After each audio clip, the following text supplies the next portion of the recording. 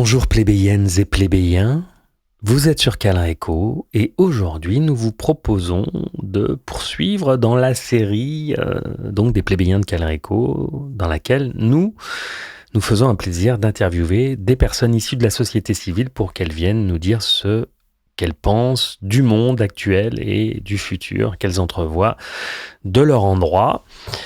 Car oui, la médiatisation n'implique pas forcément une pertinence de propos, loin de là, il n'y a qu'à écouter au hasard Carl Olive, Enthoven ou Psychodélique, et tant d'autres d'ailleurs qui font plutôt du mal au monde. Leur silence même momentané d'ailleurs nous ferait du bien car ici, par ailleurs, beaucoup d'entre nous ont des choses intéressantes à partager et c'est l'objet donc de cette série des plébéiens. Donner la parole à qui le veut bien. Alors oui, on a été pas mal du côté gauche de la politique jusqu'à présent, quant au positionnement de nos invités. J'aimerais d'ailleurs avoir des volontaires plus à droite, mais pour le moment, ça ne se présente pas. Alors en attendant, nous allons poursuivre sur notre lancée et aujourd'hui, nous discutons emploi, travail, prolétariat, conférences gesticulées, syndicalisme, avec notre invitée Chloé, qui est donc venu nous rendre visite au Studio Griffon à Lyon. Studio Griffon qui nous a prêté son lieu d'enregistrement pour l'occasion. Nous les remercions chaleureusement au passage. Eh bien, on est prêt, Chloé, donc c'est à toi.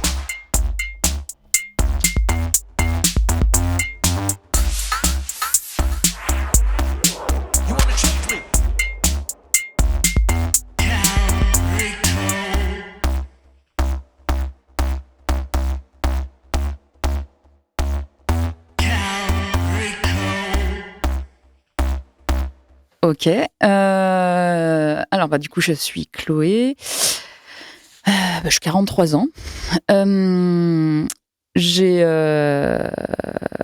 d'abord un parcours scientifique, mais parce que j'étais bonne en maths, et du coup, on m'a dit fais S. Et en fait, je me suis rendu compte, après 3 ans en hydrobiologie, je pars dans des explications, je pars loin là, mais je me demande mon parcours professionnel, mais bon. Et du coup, je me suis rendu compte que c'était pas du tout ça, enfin qu'on m'avait jamais dit de réfléchir à qu'est-ce que je voulais vraiment. Enfin, c'est quelque chose de pas simple. Et moi, j'étais plutôt orientée vers le social, donc j'ai intégré la CAF. J'ai travaillé pendant 14 ans à la CAF, mais au bout d'un moment, il y a beaucoup de choses qui ne collaient pas avec mes valeurs dans la façon dont on nous demandait de travailler. Donc ça va venir un petit peu expliquer la suite. Et du coup, j'ai senti la nécessité, l'urgence de parler de qu'est-ce que c'est que le travail, qu'est-ce que c'est que l'emploi. Et donc j'ai fait une conférence gesticulée. Je me suis formée à ça pendant 6 mois en 2017. Et puis ça m'a plu. Et ce qui m'a surtout plu, c'est tout le parcours d'accompagnement qui a été fait, toute l'émancipation que ça provoque. C'est un mélange d'émancipation individuelle et collective. Parce que la conférence gesticulée, je l'expliquerai après, c'est quelqu'un, en généralement une personne, c'est rarement plusieurs, mais ça peut arriver, qui monte sur scène, qui parle d'un sujet qui la travaille personnellement. Il va partir de son récit de vie et en faire une analyse plus politique. Et ça va venir aussi essayer de provoquer du pouvoir d'agir pour pas rester toujours dans le constat plombant de dire super, on sait que la société, il y a plein de problèmes, mais qu'est-ce qu'on fait ?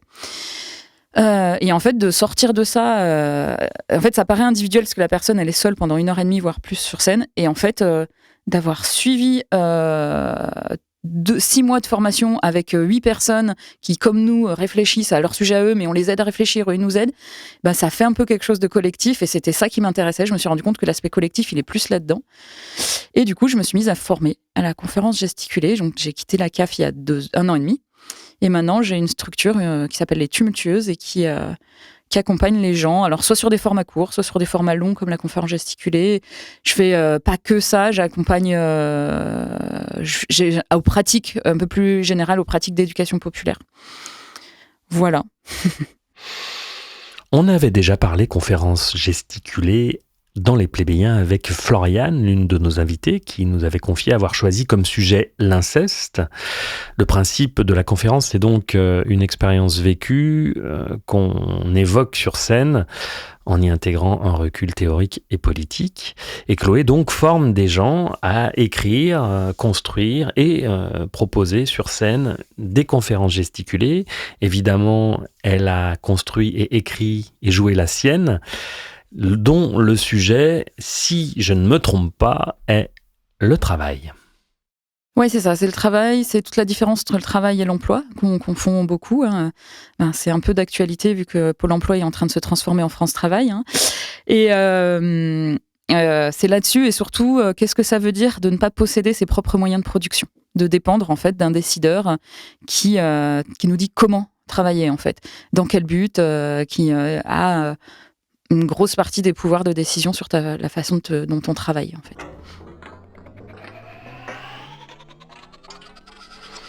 Propriété des moyens de production, c'est un vocabulaire très marxiste. Alors justement, je voulais demander à Chloé comment elle s'est construite politiquement, quel a été son cheminement qui l'a amené justement à vouloir en parler sur scène avec les conférences gesticulées. Moi, j'ai grandi dans une famille, j'ai des parents syndicalistes. Donc, dès le départ, en fait, c'est beaucoup là-dessus, syndicaliste et un père prolo, une mère infirmière, et du coup, qui était beaucoup sur les classes sociales et la défense de la classe, du prolétariat, quoi. Et donc, c'est là-dedans que j'ai grandi. Donc, voilà, je suis pas très originale. J'ai suivi un petit peu la logique de mes parents. Alors après, avec mes propres réflexions derrière. Et toujours cette question de, en fait, mes idées, elles viennent pas tout à fait de moi, elles viennent de mes parents. Hein. C'est toujours un peu frustrant de se dire qu'on n'est pas tout à fait maître de ses idées. Mais bon, c'est comme ça, on est construit comme ça. Et on est parfois soit en opposition, soit on suit. Et moi, ça m'allait de suivre. Ça collait les valeurs qui m'ont porté, dans lesquelles ils m'ont élevée. Elles allaient. Et du coup, j'ai commencé à faire du syndicalisme quand j'étais étudiante.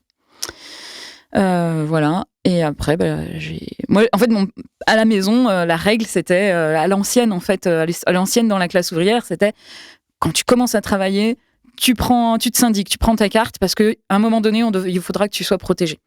Il s'avère que mon premier emploi en CDI un peu long, j'ai subi du harcèlement au travail.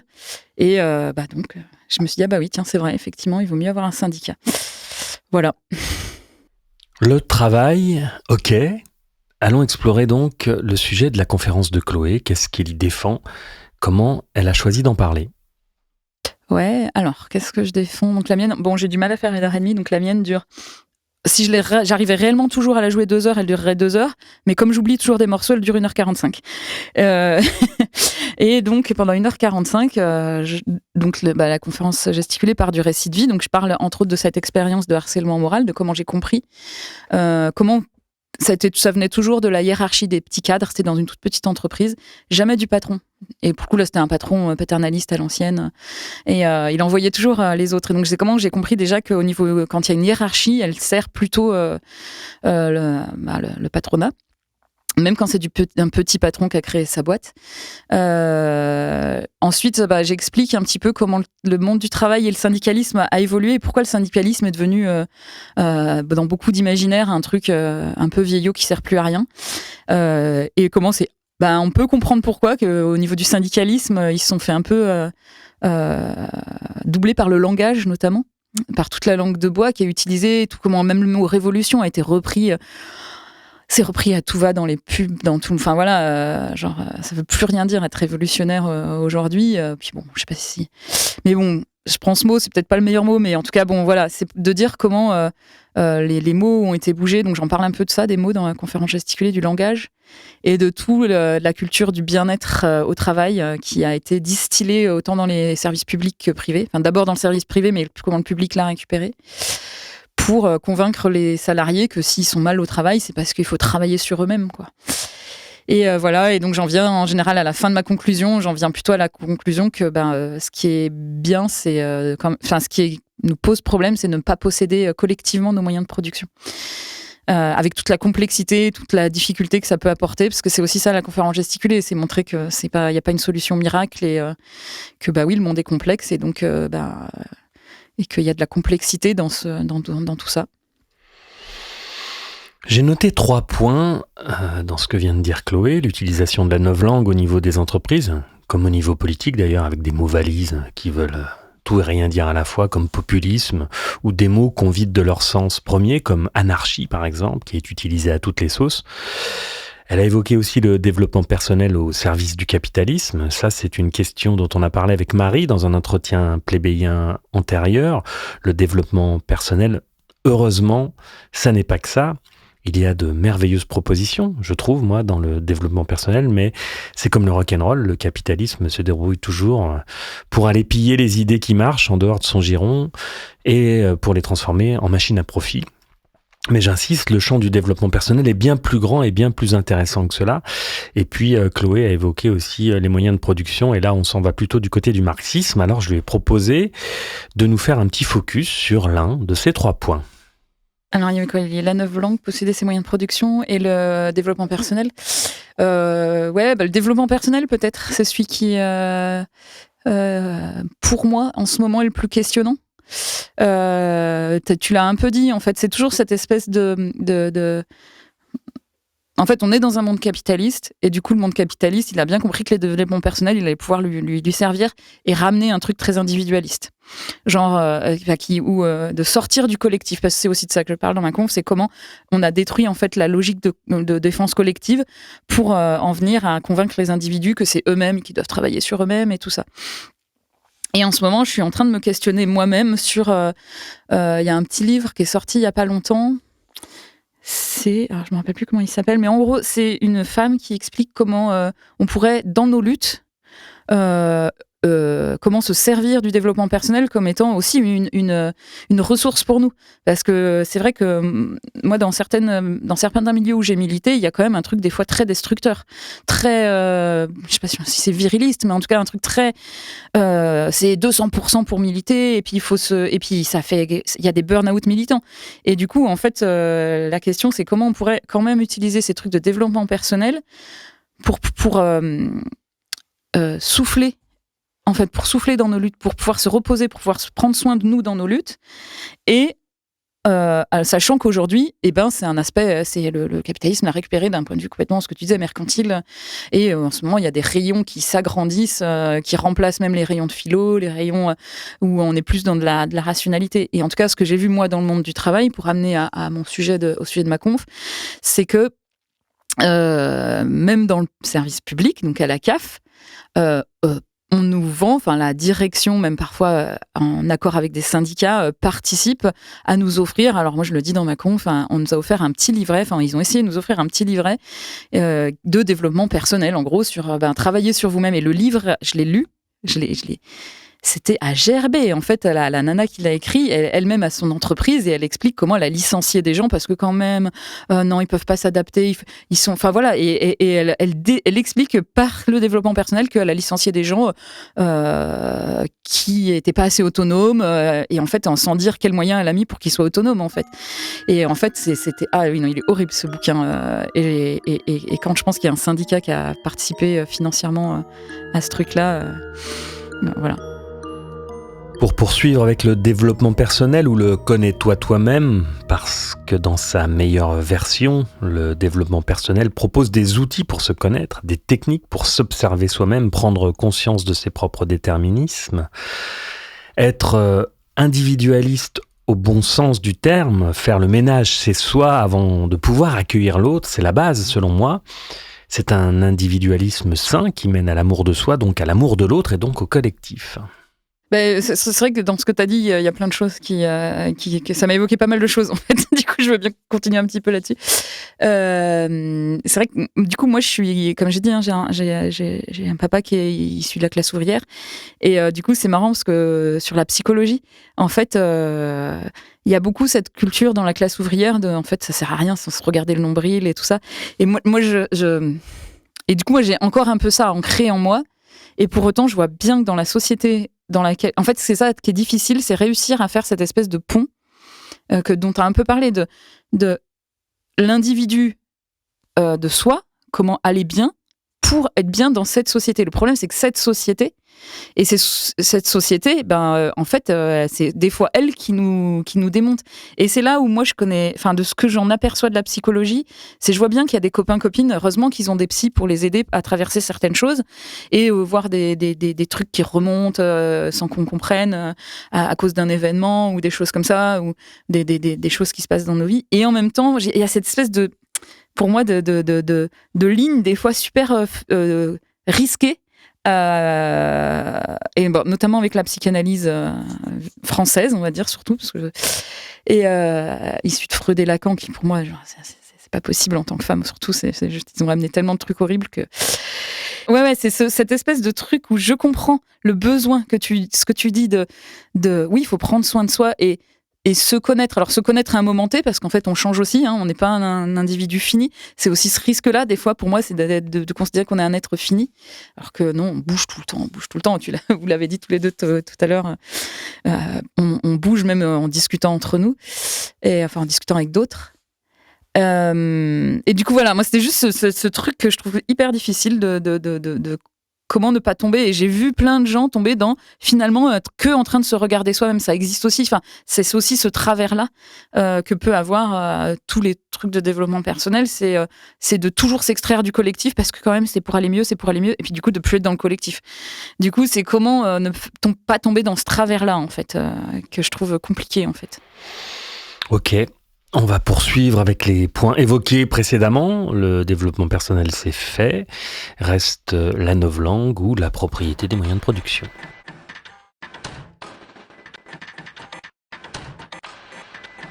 Moyens de production, c'est quand même le truc qui m'intéresse le plus, en fait, jamais, c'est pour ça.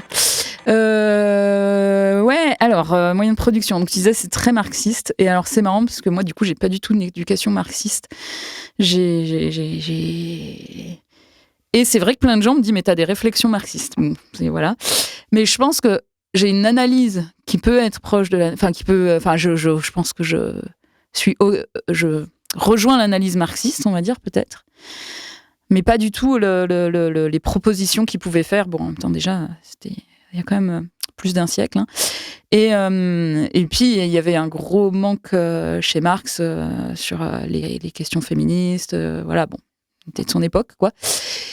Et du coup, moi, je sais que dans les imaginaires, dans les rêves que j'ai, je suis quelqu'un d'assez rêveuse.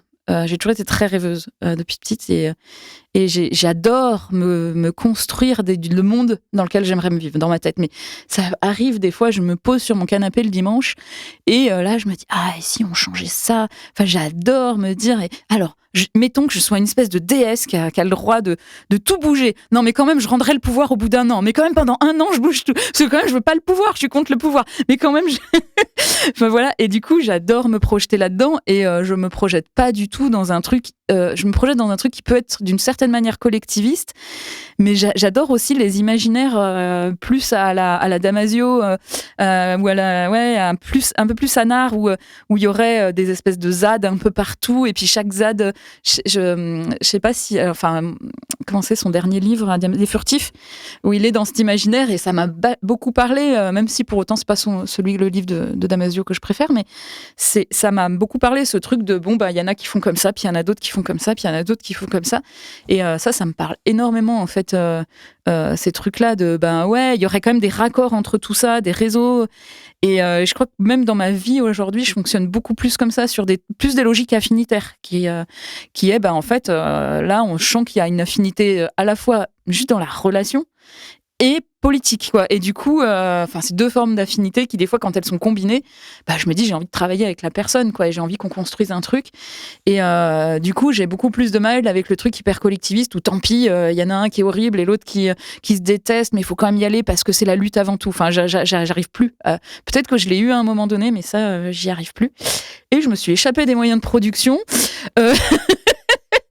Mais voilà, mais quand du coup j'imagine comment on travaillerait, en fait il y a plein de choses qui me font rêver. Alors bon, dans ma conférence gesticulée, je m'appuie beaucoup sur Friot et en même temps je suis pas sûre.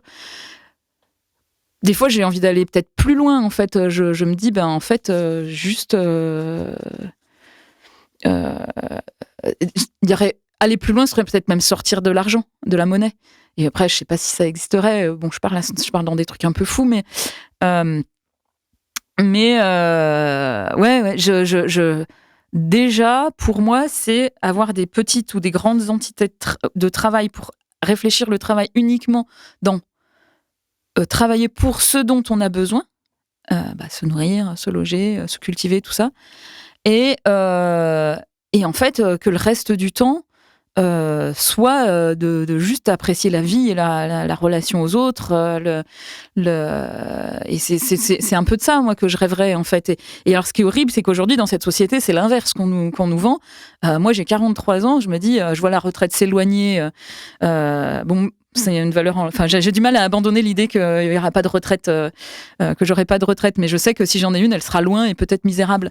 Et du coup, je suis en train de complètement changer de comment je fais.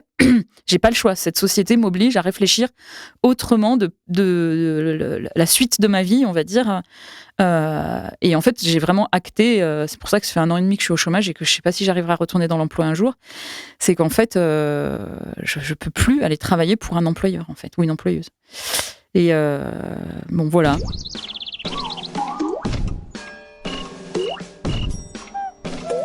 Mais oui, c'est difficile d'imaginer donner son temps, son énergie, sa vie pour quelqu'un d'autre qui va en profiter financièrement bien plus que nous notamment et qui éventuellement se fout un peu de ce que vous pouvez vivre au travail.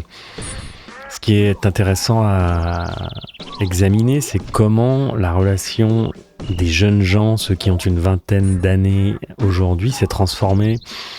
Leur relation au travail semble avoir bien changé. Ils ont moins envie de s'investir, moins envie de subir. Alors chaque génération semble évoluer dans sa façon d'envisager sa vie professionnelle. La priorité devrait être le sens, mais est-ce que c'est possible pour tous ? En fait, ce qu'il y a, moi je sais que j'ai souvent des discussions avec mes parents. Alors mes parents, ils ont eu la chance d'avoir la retraite à 55 ans, parce qu'ils étaient dans des métiers pénibles. Donc mon père, il était ouvrier, il travaillait de nuit, et ma mère, infirmière, c'était 55 ans. C'est cette génération, en fait, j'ai l'impression que c'est cette génération-là, les baby-boomers, ils ont eu... C'est une exception pour moi, en fait, dans le monde. C'est ces 30 ans qui ont ces 30 glorieuses, où ces gens-là ont pu, pas tous, parce qu'il y en a qui me disent oh, attention, quand même, c'est pas. Mais une grosse partie ont eu accès au fonctionnariat. Parce que mon père est prolo, mais il était fonctionnaire. C'est comme quoi, parce que parmi les fonctionnaires, il y a aussi des prolos. Et concrètement, il travaillait à la poste, il triait le courrier dans les centres de tri, et c'était la nuit. Bon, c'est un boulot de prolo. Moi, je l'ai fait, c'est à l'usine. Mais pour autant, il était fonctionnaire, donc il avait la sécurité d'emploi et le salaire qui augmentait régulièrement. Et en fait, c'est cette génération qui a eu cette chance, je pense, de pas avoir à se soucier de leur avenir et d'être dans des emplois où il y avait encore beaucoup de collectifs. Et notamment dans le service public. Et du coup, mon père, c'est ça qui l'a fait tenir, c'est qu'il a dit mais moi je m'en fous, j'avais mon syndicat, et même dans son service, quand il y avait une grève, c'était 100% de grévistes, même s'ils n'étaient pas syndiqués.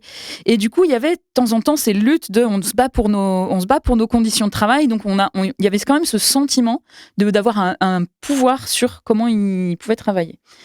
Et en fait, moi, j'ai beaucoup de discussions avec eux. Et mes parents m'ont dit, en fait, à 55 ans, qu'ils ont pris leur retraite. Ils ont dit, nous, on n'est plus dans le monde du travail. Donc, on ne va pas juger comment toi et ton frère, vous faites vos choix. Mon frère et moi, on a changé. Moi, j'ai 43 ans. J'ai changé 3 ou 4 fois de métier. Mon frère aussi.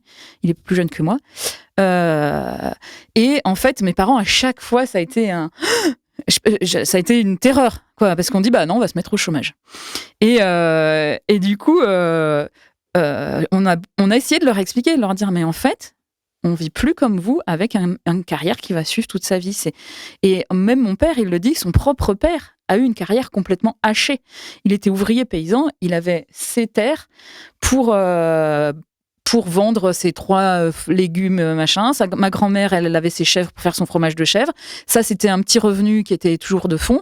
Mais par contre, un coup, il était pris pendant 6 mois sur un chantier. Il était plutôt maçon, mais pas que. Enfin, il a fait plein de petits boulots comme ça. Et en fait, voilà, c'est pour ça que je dis que la génération là de ces baby boomers, c'est vraiment une exception dans la période capitaliste, en fait, je pense. Et du coup, je pense que les jeunes aujourd'hui, ils reviennent plutôt avec le monde d'aujourd'hui, avec les codes d'aujourd'hui, mais je trouve qu'ils retrouvent ce que faisaient mes grands-parents, ce truc de ok, je quittais un boulot et puis tant pis, et puis on verra. Et en fait, je trouve que à la fois, t'as raison, c'est une part d'individualisme, mais en fait, on n'a pas le choix face aujourd'hui au monde du travail. Il est tellement violent, et c'est ce que j'explique à mes parents, c'est ce monde.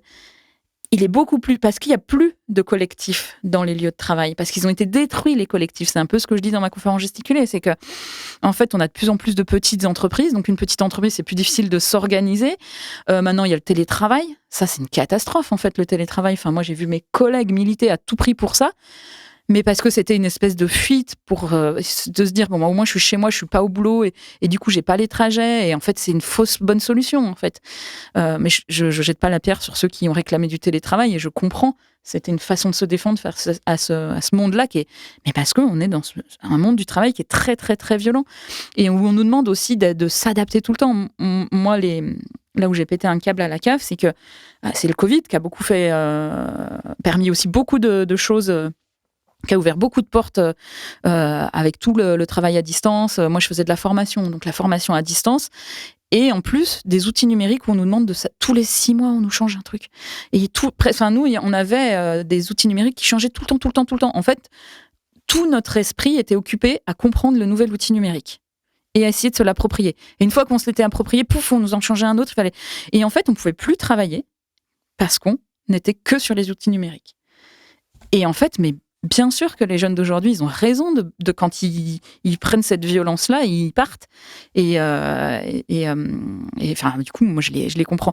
Et comme en plus, dans les lieux de travail, il n'y a plus de défense collective, ils font une défense individuelle. C'est pas l'idéal, mais n'empêche que moi, j'ai fait pareil. C'est complètement de la défense individuelle. Je supportais plus du tout. Et moi, pour le coup, j'ai toujours évité d'être en burn-out. Je suis partie avant. Mais bon, voilà, quoi. Donc voilà. C'est ce que ça m'évoque, ce que tu viens de dire sur comment on se comporte par rapport au travail aujourd'hui. Mais du coup, c'est en ça où moi, j'essaye de réfléchir à mais comment on fait pour retrouver cette forme de collectif, en fait, et être bien dans des collectifs et à vouloir s'investir sur du long terme, parce que c'est quand même aussi compliqué. Même dans les milieux militants, où les personnes viennent 6 mois, puis au bout de 6 mois, ils partent. Là aussi, il y a une espèce d'adaptation constante. Donc, c'est comment on essaye de retrouver des formes collectives de travail. C'est, je pense, tout le travail qu'il va pouvoir faire, d'ailleurs. C'est intéressant de revenir sur cette génération dont parle Chloé, notamment ces prolétaires qui, à l'époque, donc les 30 Glorieuses, pouvaient s'organiser et avoir, à travers les syndicats, un outil de défense collective, même si c'était pas non plus la panacée totale, même s'ils étaient aussi exploités. C'est quand même une génération qui a pu profiter d'un certain nombre d'acquis sociaux, durement obtenus d'ailleurs, acquis sociaux qui sont les uns après les autres supprimés par les technocrates au pouvoir actuellement. Alors, est-ce qu'à cette époque, plutôt faste, ne demeurait quand même pas la question du sens ? Est-ce que le fait de travailler à l'usine, même jusqu'à 55 ans seulement, pouvait suffire à épanouir les gens ? Est-ce qu'ils trouvaient du sens dans leur travail ? Et est-ce que les jeunes aujourd'hui sont plus individualistes, mais également plus en recherche de sens ? C'est une question que je me pose. Oui, en fait, mais c'est en ça où moi je dis, si on possède nos propres moyens de production, et du coup, forcément, on va y mettre le sens au travail, en fait. C'est que du coup, ok. Enfin, moi, c'est ce que j'ai fait avec ma structure. Je sais pas si j'arriverai à en vivre, parce qu'en vrai, moi, j'y ai mis du sens. En fait, avec la copine avec qui on a monté cette association-là, donc les Tumultueuses, qui forment à la conférence gesticulée. En fait, on s'est dit. Moi, j'ai 2 ans de chômage. Elle a plus de temps. On sait qu'on avait financièrement, on était un peu sécure pendant quelques temps. Et en fait, on s'est dit. On vise pas forcément à faire de l'argent. On vise pas. Notre travail doit être reconnu, donc bien évidemment, on va demander à être rémunéré. Mais nous, ce qu'on veut, c'est aussi que notre travail soit accessible à tous, puisqu'on fait de l'éducation populaire. Donc, on a pensé à mettre des tarifs, des tarifs accessibles au maximum à tous les porte-monnaies. Pas tous, mais bon, en cas au maximum. On sait qu'il bien sûr, il y a d'autres barrières. Il n'y a pas que celui de l'argent pour accéder à ce genre d'association. Mais en fait, je prends mon exemple, mais pour dire que je me suis accordé 2 ans pour me dire je choisis le sens que je mets dans mon travail.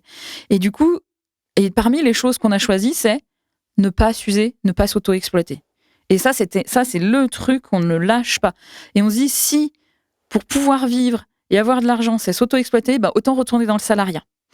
Où là, ce sera finalement presque plus clair, parce que c'est souvent le piège. En ce moment, on nous dit entreprendre, tous les trucs. C'est Sarkozy qui a mis en place l'auto-entrepreneuriat. Moi, des fois, quand je dis que je suis à mon compte, les gens, tout de suite, c'est « Ah, t'es auto-entrepreneur ». Mais non, il y a d'autres formes, en fait. Imaginons d'autres formes. On est bloqué sur ce truc d'auto-entrepreneur. Déjà, auto, c'est seul. Mais moi, j'ai fait le choix de pas être seul pour le travail que je fais. Et je considère que je fais du travail. Pour l'instant, je me rémunère pas. Parce qu'on accumule de la trésorerie pour voir si on peut vivre après et en vivre après. Mais du coup, c'est ce truc-là que je pense qu'il faut qu'on essaye de chercher. Enfin, moi, c'est en tout cas ça que faut que j'arrête de dire il faut, les gens font ce qu'ils veulent. Mais en fait, ouais, c'est retrouver des endroits où on réfléchit au sens. Je suis d'accord avec toi.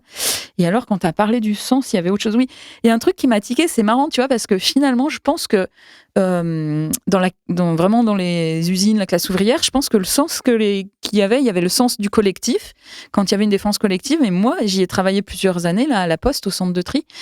Et en fait, j'étais vraiment marquée. En fait, les postiers, ils avaient le sens qu'il y avait, c'était les gens, ils ont besoin que leur courrier. Alors, c'était l'époque où il y avait quand même.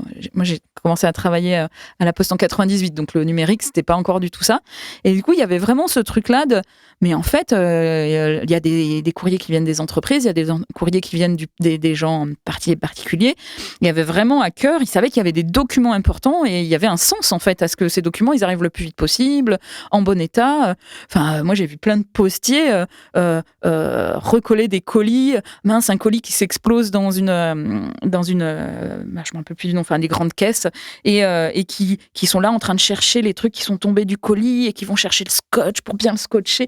Enfin voilà, et c'était ça le sens qu'ils y mettaient. C'était en fait il y a quelqu'un au bout. C'était ne pas oublier qu'il y a quelqu'un au bout qui a besoin de ce truc-là, qui paraît anodin parce que peut-être que des fois c'était des pluches qui sortaient et tout, mais non, mais c'est peut-être un cadeau d'une grand-mère à un petit enfant. J'en sais rien, je dis n'importe quoi, mais enfin il y avait plein de choses, il y avait plein de sens à transporter le courrier, à faire en sorte qu'il arrive à bon port. Et je pense que même dans la classe ouvrière, ils y trouvaient ce sens-là et qu'aujourd'hui, comme c'est minuté, on est dans le taylorisme aujourd'hui, plus. Le Fordisme et le taylorisme, un mélange des deux, quoi. Mais mais plus que jamais, on est là-dedans. Et c'était il y a 100 ans, Ford. Et parce que chaque geste doit être millimétré et même dans la prestation, même pas que dans parce que je parle de la classe ouvrière, mais maintenant elle s'est juste modifiée, la classe ouvrière. Moi, j'ai travaillé à la CAF, je considère qu'il y avait des ouvrières. C'était tout est calculé, tout est mesuré, tout nos il y a de plus en plus en ce moment de contrôle grâce au numérique en plus, grâce ou à cause où chaque temps est mesuré, chaque tâche doit être millimétrée. Enfin voilà quoi, et c'est ça qui fait qu'on supporte pas longtemps un emploi. Et d'ailleurs, dans les usines Ford, il y a 100 ans, c'était ça qu'ils cherchaient, et il avait un turnover, ce qu'on dit jamais, parce que souvent on parle de Ford, même à gauche, des fois, on avait l'impression qu'il faisait quelque chose de super, sous prétexte qu'il avait mis en place un truc dit scientifique. Et en fait, les gens, ils tenaient pas. Il tenait pas chez lui, malgré les augmentations de salaire qu'il faisait, parce que c'était intenable. Il partait au bout de 6 mois, 1 an, quoi. C'était intenable dans ces usines. Et là, aujourd'hui, on reproduit ça avec les outils numériques d'aujourd'hui. Bien sûr, numérisation, technologisation de la société, contrôle grâce à la technologie. Et effectivement, on en parle beaucoup sur Calreco. Vous pourrez trouver des épisodes où on évoque ces sujets en long, en large et en travers. Donc, on va contourner le sujet pour l'instant et revenir au sens. Mon biais à moi, oui, c'est d'avoir l'impression qu'il n'y a de sens que dans le fait de faire un travail créatif, sans patron, en gérant soi-même son emploi du temps. Mais effectivement, tout le monde n'a pas la même idée du sens. Et le sens du travail bien fait, c'était effectivement dans la classe ouvrière une vraie valeur, largement exploitée d'ailleurs par les patrons. Bah ouais, je pense que vraiment ce truc de la tâche bien faite, et c'est un truc, c'est j'ai bien fait mon travail. Et c'est un truc, je pense, qui est très présent dans la classe ouvrière. Mais même la classe ouvrière moderne, on va dire, je sais pas je sais pas quel nom on peut lui donner. Moi, je vois même à la CAF quand je travaillais, il y avait quand même une fierté à avoir quand on traitait un dossier, on savait qu'il y avait, pas toutes mes collègues, mais il y avait quand même ce truc de oui, on tape des lignes, on rentre des saisies, des chiffres et tout ça, mais derrière, il y avait quand même ce truc d'être sûr d'avoir bien calculé les bons droits, ok, il y avait un peu cette fierté de se dire, putain, je valide et là, j'ai donné le bon paiement, j'ai fait attention que ce soit le truc le plus correct, le plus rapidement possible et tout ça. Et en fait, aujourd'hui, on n'a plus les moyens de faire de la tâche bien faite. Que ce soit derrière un ordinateur ou en face d'une machine ou à l'usine, ou quoi que ce soit. On nous laisse plus le temps parce qu'il faut tout faire vite. Et que le plus important, c'est cette espèce de combat entre la qualité et la quantité que moi j'ai vu dès le début à la CAF et qui s'est encore pressurisé. Sous prétexte, on nous dit non, il y a pas, mais non, c'est pas incompatible. Mais si, à un moment donné, c'est incompatible. En fait, la quantité et la qualité sont incompatibles à arriver à un certain niveau. On arrive à un moment de cette interview avec Chloé où Stéphane avait une question à poser. Stéphane, pour ceux qui débarquent sur Calreco, est le régisseur son de l'émission. C'est lui qui s'occupe de toute la technique, que ce soit quand nous recevons des gens à Lyon au studio Griffon ou quand nous allons chez les gens pour les interviewer. Donc, le questionnement de Stéphane concernait l'argent dans le rapport au travail, la répartition de l'argent. Est-ce qu'une société sans argent serait possible? Le salaire à vie, le revenu universel, revenu inconditionnel, bref, ces notions qu'il voulait que Chloé développe. Alors, c'est marrant parce que dans ma conférence gesticulée, pendant longtemps, j'avais des parties sur le salaire à vie, le revenu inconditionnel. Et en fait, j'ai acté je le mets dans la liste des solutions. Je dis, en fait, prenez... et parmi tant d'autres, parmi le fait de plus avoir d'argent, de plus avoir une société qui fonctionne sans argent, avec le troc. En fait, j'interpelle le public. En fait, je leur dis juste, bon, vous c'est quoi les solutions? Alors, des fois, ça va tout timidement, une semaine de plus de congés payés, hein. Et en fait, et du coup, si le public ne le dit pas, effectivement, moi, je dis, il y a le salaire à vie, mais il y a aussi le revenu inconditionnel. Parce qu'en fait, à chaque fois que je parlais du salaire à vie, du revenu inconditionnel, moi, je tenais à parler toujours des deux.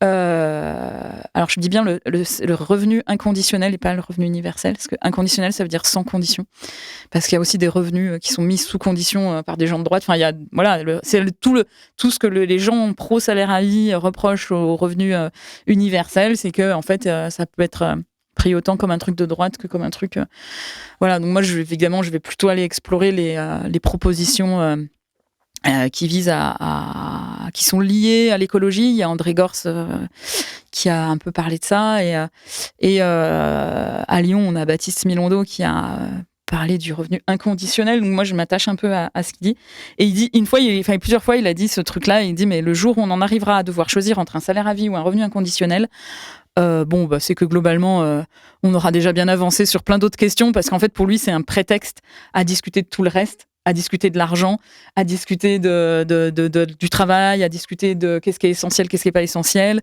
Et en fait, c'est du coup, moi, j'aime bien juste l'évoquer. Oui, ça provoque du débat, et oui, c'est des petites querelles de salaire à vie, revenu inconditionnel.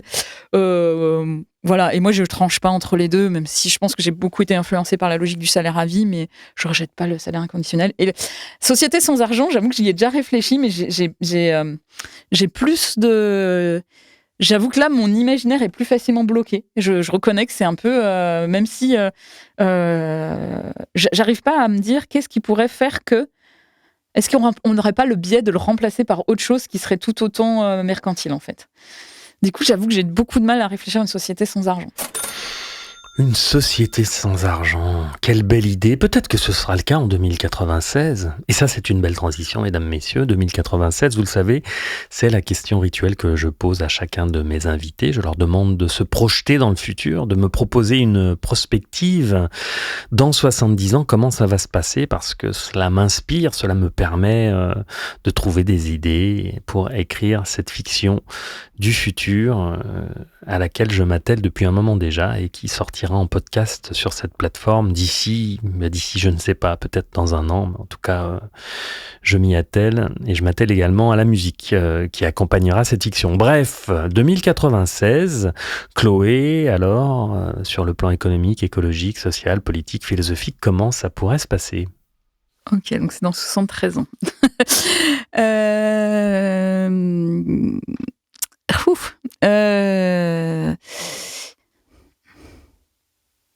Alors, comme je suis rêveuse et plutôt idéaliste, moi, je pense qu'on peut traverser ça va être encore quelques années difficiles là maintenant. Je pense que de toute façon, la contrainte écologique va nous obliger de toute façon, d'une manière ou d'une autre, à lâcher le capitalisme. Que dans 70 ans, on aura, même si on aura traversé des choses un peu qui nous auront bousculé, je pense qu'on aura... allez, je vais rêver. On va avoir abandonné un peu la logique productiviste. Je suis idéaliste mais un peu réaliste, donc je pense qu'il y aura toujours des rapports de pouvoir qui vont se jouer qui vont toujours se jouer, mais je pense qu'on n'aura pas eu le choix que d'abandonner la logique productiviste avec un monde où je pense qu'on sera revenu quand même à des structures plus petites, plus à échelle humaine. Alors, 70 ans, j'essaie de me projeter. Je suis rêveuse, mais pas à ce point, je me rends compte. Ouais, c'est. Enfin bon, j'ai un peu mon prisme du travail, mais où justement, moi, je pense pour le coup qu'on aura compris qu'il faut pas travailler, qu'on n'est pas obligé de travailler 40 heures et que on aura rabaissé la moyenne de la journée de travail et que on aura plus de structures qui choisissent comment elles travaillent. Moi, qu'on n'aura pas le choix parce qu'on n'aura plus le choix de produire. De toute façon, les matériaux, ils seront plus là. Donc, et moi, je crois pas en fait que la science, elle va réussir à trouver des solutions. Là, les changements, les changements, que ce soit le climat, la perte de la biodiversité et tout ça, ça va trop vite, c'est trop tard. En fait, la science n'est pas assez rapide. La science, c'est quelque chose de long et lent. C'est pareil, hein, les scientifiques, on leur demande de produire des publications, de produire, mais non plus, hein, c'est pas des machines non plus, et la science, c'est un truc long. C'est pas un truc miraculeux, quoi. Et ils trouvent des bouts de solutions qui sont vraies à un moment donné, qui sont fausses après. Enfin voilà, donc moi, je pense pas qu'on trouve le transhumanisme, j'y crois pas. Ce sera pas accessible à tout le monde, du coup, ça servira à rien. Donc voilà, moi, je vois plutôt un monde où on aura ralenti. Voilà, ce sera ça le mot. Voilà, le ralentissement.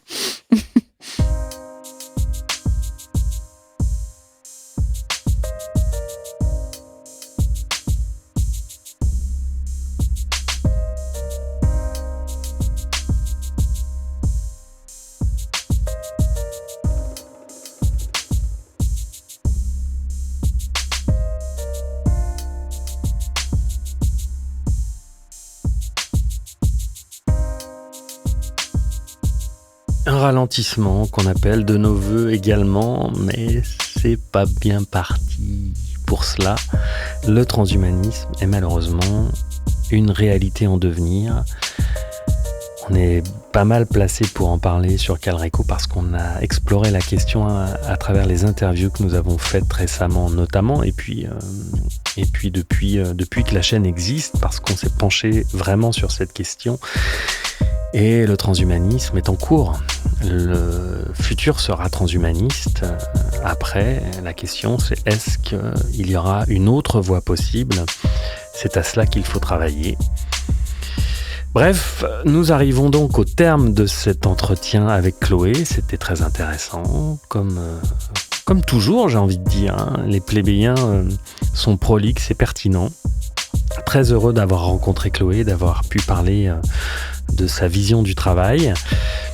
Je vous propose qu'on se retrouve donc la semaine prochaine pour un nouvel épisode. Je vous propose aussi de nous rejoindre sur Patreon où l'on publie du contenu inédit. Ça nous permet également de faire rentrer un peu d'argent pour faire progresser les projets que nous avons avec Calreco et puis Ça permettra aussi de nous dégager un peu de temps si nous en récoltons assez pour, je sais pas, par exemple, trouver quelqu'un pour nous aider sur le montage, voilà, ce genre de choses. Bref, on verra. Mais en tout cas, on n'en est pas là et pour l'instant, on fait tout. Mais on a envie, car on aime ce projet, on a envie de le développer et pour cela, il nous faut un peu de monnaie, quoi. Donc Patreon, on vous y attend avec impatience et plaisir. Sinon, qu'est-ce que je peux vous dire ? Si, rejoignez-nous sur Insta, YouTube, TikTok, mettez des likes, des commentaires, tout ça, ça nous aide aussi beaucoup. Et puis c'est tout, hein. Sinon, comme d'habitude, restez serein, restez conscient et surtout, n'oublie jamais que tu vas mourir.